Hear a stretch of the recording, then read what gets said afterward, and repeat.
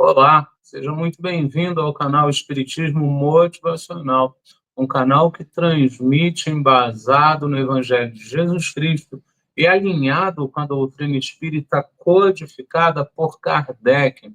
Hoje é segunda-feira, temos então o livro dos médiuns e vamos estudar a questão 62, junto com o capítulo da vez do livro Convites à Vida.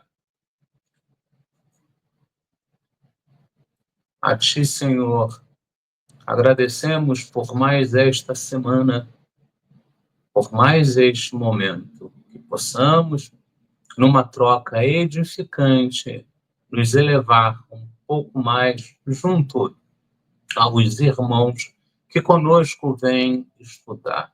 Que assim seja. Graças, graças, graças a Deus. Senhor, fazei de mim um instrumento de vossa paz. Onde houver ódio, que eu leve o amor. Onde houver ofensa, que eu leve o perdão. Onde houver discórdia, que eu leve a união. Onde houver dúvida, que eu leve a fé. Onde houver erro, que eu leve a verdade. Onde houver desespero, que eu leve a esperança. Onde houver tristeza, que eu leve a alegria. E onde houver trevas, que eu leve a luz. Ó Mestre, fazer que eu procure mais consolar que ser consolado, compreender que ser compreendido, amar que ser amado, pois é dando o que se recebe, é perdoando o que se é perdoado, e é morrendo o corpo que vai o espírito para a vida imortal. Graças, graças, graças a Deus. O problema não é como convivemos com o outro, mas sim como convivemos com o que sentimos e pensamos em relação ao outro. Por isso, a boa convivência consigo mesmo é o princípio seguro de equilíbrio para uma interação proveitosa. Isso está no livro Mereça Ser Feliz, capítulo 6, Inteligência Intrapessoal. Foi ditado pelo espírito Hermance Dufour e psicografado e registrado pelo médium Vanderlei S. de Oliveira.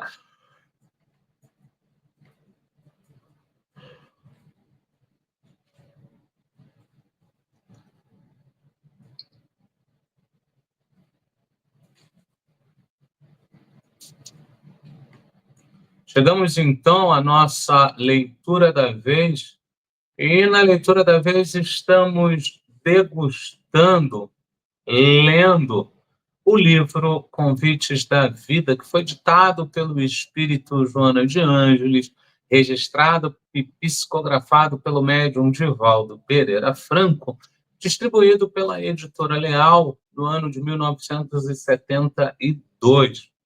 Hoje nós vamos trabalhar, nós vamos ler o capítulo 32, Convite à Ordem.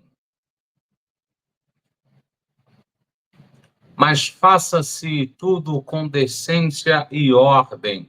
Primeira Epístola aos Coríntios, capítulo 14, versículo 40. Ninguém desconsidere o imperativo da ordem, sejam quais forem os argumentos nos quais estribe as próprias reações. Ordem é sinônimo de evolução, de equilíbrio. Muitas vezes, constrangidos pelas circunstâncias, somos convocados à rebelião, na presunção de que, arrebentando as amarras a que nos atamos, poderemos fruir liberdade. Liberdade, todavia, que não se condiciona a diretrizes de segurança. Muito facilmente se converte em disciplina que promove a anarquia e favorece a libertinagem. A ordem conduz ao entendimento dos deveres que ampliam as possibilidades do ser a benefício do progresso. Nesse particular, a obediência às normativas superiores é dever impostergável para os superiores resultados da vida. Como devem os pais responsabilidade e esforço em prol da educação e da preservação dos filhos, a estes cabem a submissão e a obediência, nem a chocante subserviência às condições arbitrárias, nem a indiferença em face aos desvarios que se avolumam por toda parte. Ordem significa também subordinação à divina vontade sem exigências nem imposições. Indispensável compreender a escala da evolução que que a todos nos identifica.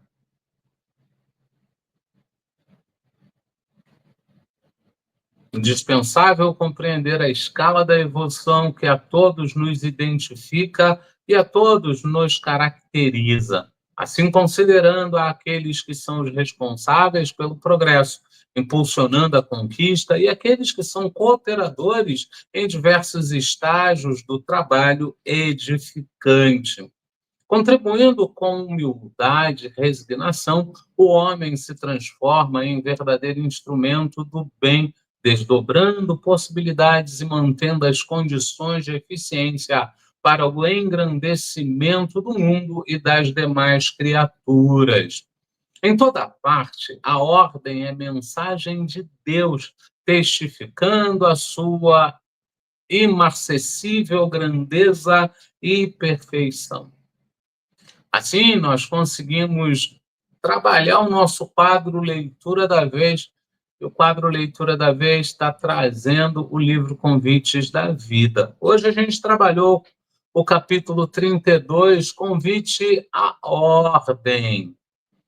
O livro Convites da Vida foi ditado pelo espírito Joana de Ângeles, psicografado e registrado pelo médium Divaldo Pereira Franco, distribuído pela Editora Leal no ano de 1972.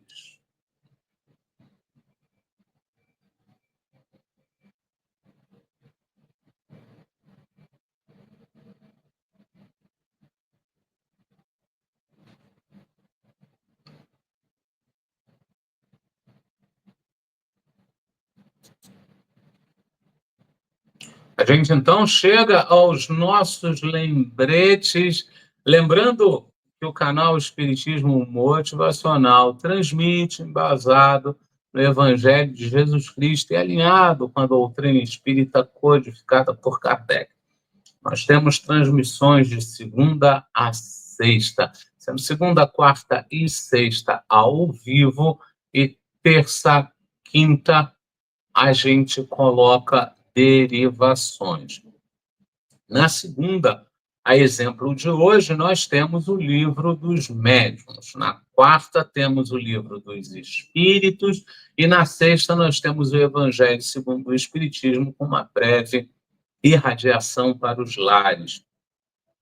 A gente hoje não tem boa noite, estamos num compromisso e estaremos nesse compromisso a semana toda. Portanto, essa semana vai ser toda ela com estudos gravados. A gente está gravando aqui, vai deixar tudo pronto lá e vocês vão poder apreciar. Se der, a gente vai estar vendo e ouvindo pelo smartphone. Se não der, a gente volta depois para ver como foi a transmissão.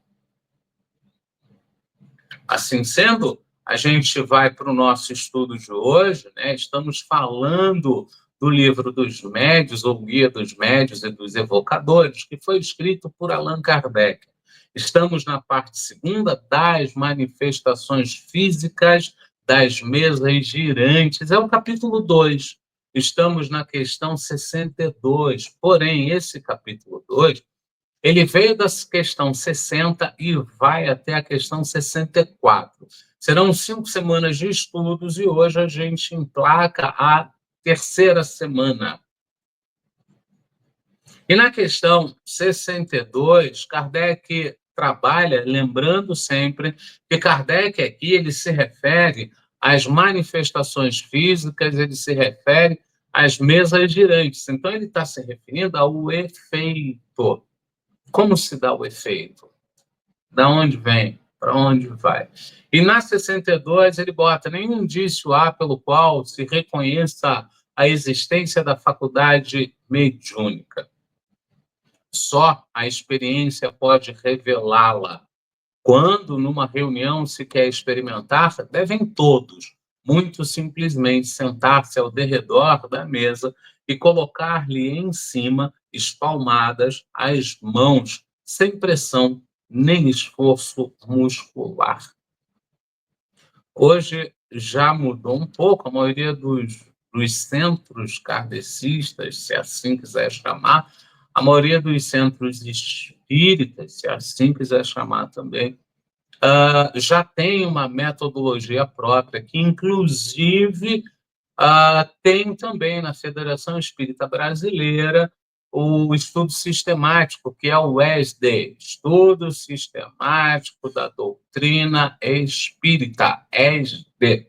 Então, lá no ESD, eu tenho exatamente qual é a melhor metodologia para conhecer, para começar a empregar a doutrina dos espíritos. Mas alguns centros não usam isso, eles desenvolvem a própria metodologia e normalmente passa pelo estudo na casa. Então, tem casa que você só vai para a mesa depois de 2 anos estudando. Tem casas em que tem estudo focado, estudo ali bem numa forma bem precisa, em que você, no primeiro ano, você estuda e começa a trabalhar nos serviços ali voluntários e tudo mais. No segundo ano, você já começa a trabalhar em serviços mais de supervisão, mais de tudo. Você já consegue dar passe e só no terceiro ano você vai para a mesa, vai de fato para a mesa mediúnica, né? Então, hoje é assim. Naquela época, Kardec passava de outra maneira. A princípio, como se ignorassem as causas do fenômeno, recomendavam muitas precauções que depois se verificou serem absolutamente inúteis, tal, por exemplo, a alternação dos sexos, tal também o contato entre os dedos mínimos das diferentes pessoas, de modo a formar uma cadeia ininterrupta.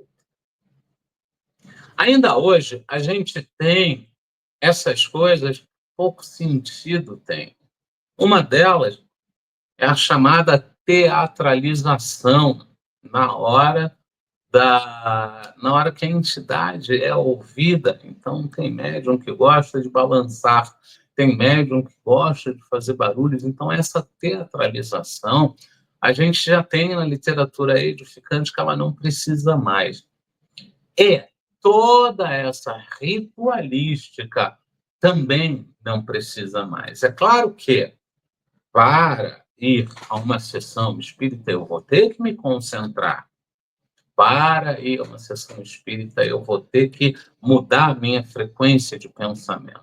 Mas isso não significa ritual, e sim roteiro. Vamos chegar tal hora, vamos fazer uma prece, vamos abrir a sessão tal hora, vamos fazer isso, aquilo. É um roteiro para todo mundo poder seguir. A mesma coisa acontece no Evangelho no Lar. Não tem roteiro, não tem ritual, mas você acaba criando um roteiro para ficar mais fácil para você. Então, é isso que acontece.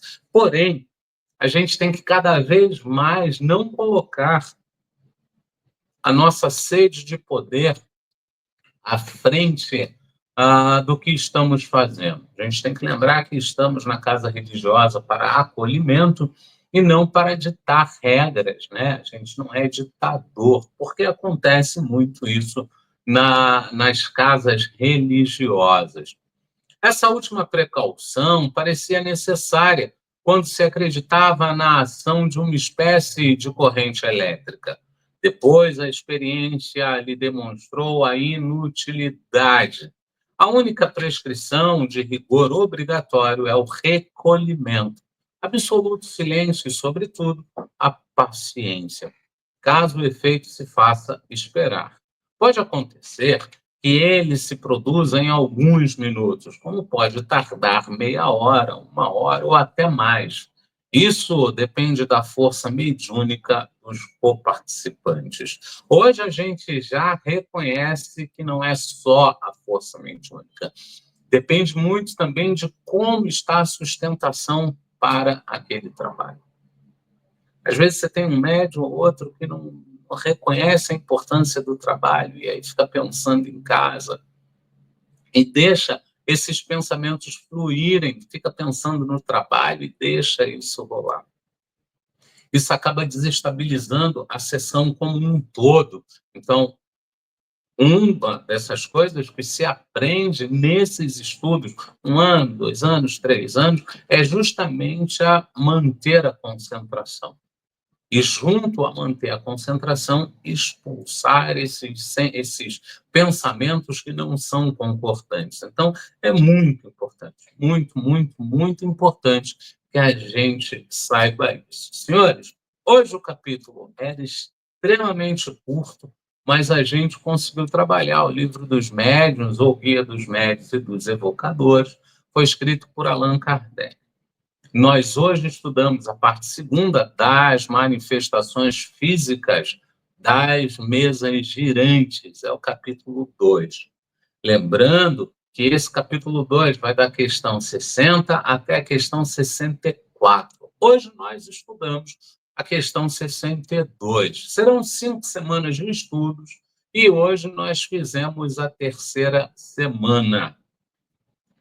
Vamos então para a nossa breve prece e voltamos para um mais breve ainda. Tchau. A Ti, ó Pai, agradecemos a oportunidade de sempre mais, que possamos cada vez mais entrar no caminho da evolução, que consigamos cada vez mais acolher o outro em nosso coração. Agradecemos aos mentores, aos irmãos do plano corpóreo e espiritual e toda a espiritualidade amiga por mais este trabalho. Que assim seja. Graças, graças, graças a Deus.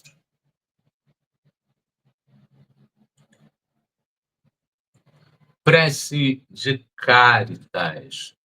Deus, nosso Pai, que sois todo poder e bondade. Dai a força àquele que passa pela provação, dai a luz àquele que procura a verdade. Ponde no coração do homem a compaixão e a caridade. Deus, dai ao viajor a estrela guia, ao aflito a consolação, ao doente o repouso.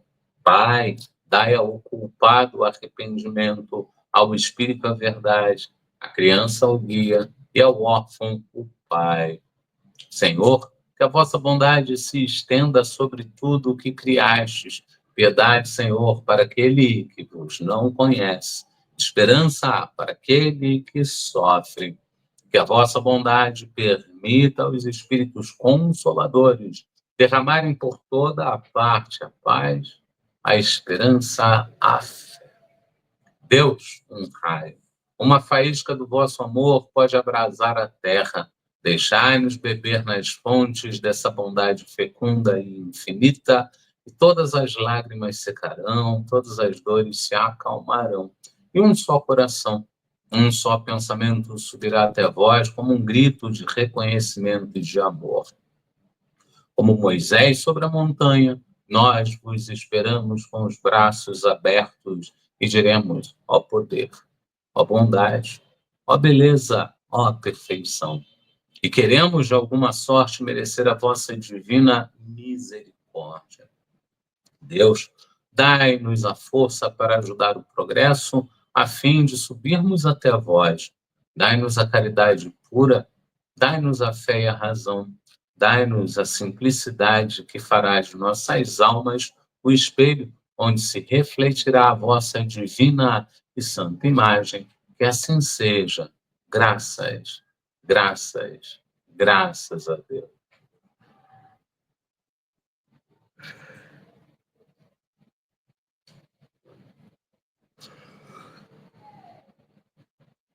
Então, meus amigos, é isso.